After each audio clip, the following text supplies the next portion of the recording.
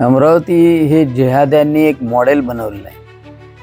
2001च्या सेन्ससप्रमाणे 2011च्या सेन्ससप्रमाणे 14% असलेली अमरावती शहराची संख्या मुस्लिमांची 2022ला त्रिपुरामध्ये कुठेतरी मस्जिद जाळल्या गेली तर त्याचा मोर्चा रजा अकादमी काढते तर ती अमरावतीमध्ये.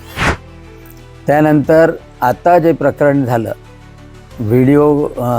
अश्लील व्हिडिओच्या संदर्भात जे काही शोधून काढलेलं आहे ते हिमनगाचं टोक आहे. तर थोडंसं आक्रमक प्रत्येकाला व्हावं लागेल, संवेदनशील प्रत्येकाला व्हावं लागेल आणि जागृत पण व्हावं लागेल, डोळे उघडे ठेवावे लागेल.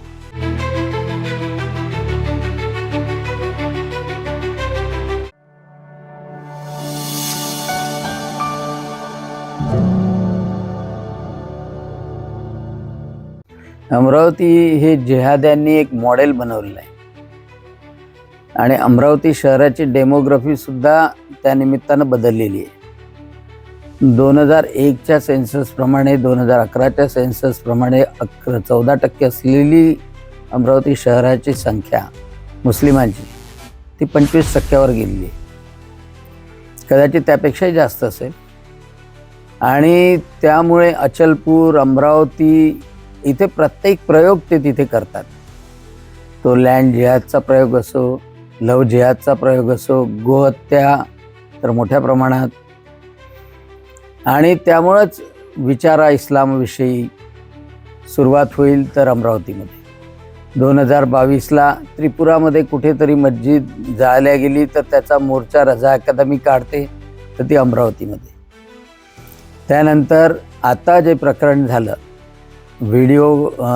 अश्लील व्हिडिओच्या संदर्भात जे काही शोधून काढलेलं आहे ते हिमनगाचं टोक आहे, परंतु त्याची व्याप्ती खूप मोठी आहे.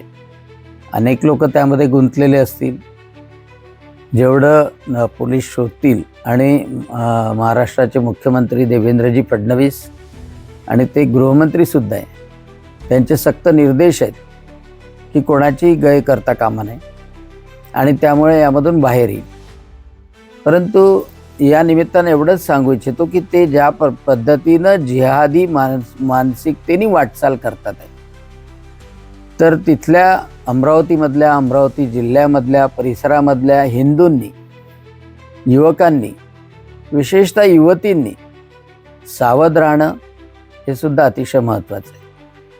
आणि जर आपल्याला असं आढळून येत असेल की अशा गोष्टी घडतात आहे तर त्याची चालढकल आपणही करू नये, पोलिसांनाही करू देऊ नये.